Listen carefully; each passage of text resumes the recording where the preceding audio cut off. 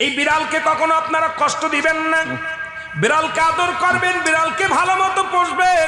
বিড়াল যদি কোনো জাতির জন্য দোয়া করে, কোন গৃহস্থর জন্য দোয়া করে, ওই সংসারের মধ্যে উন্নতি শুরু হয়ে যায়। ওই সংসারের মধ্যে আর এক নাম্বার হলো, যে ঘরে বিড়াল থাকে সেই ঘরে জিন আসতে পারে না, জিন বাস করতে পারে না।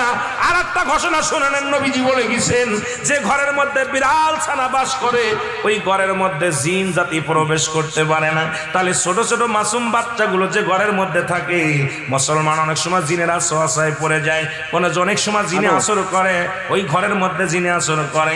যে ঘরের মধ্যে বিড়ালকে আদর করে বিড়াল থাকে, ওই ঘরের মধ্যে বিলাই বিড়াল বিড়াল বিলাই বিলাই, এইটা যার ঘরের মধ্যে আছে এই ঘরের মধ্যে দুষ্ট জিনেরা আসতে পারে না। জোরে জোরে চিল্লায়া বলা যাবে না মারহাবা। একবার নবী সুলাইমান আলাইহিস সালাম শুনতে পাইলেন পাশের বাড়িতে একটা কুকুরকে কষ্ট দিয়ে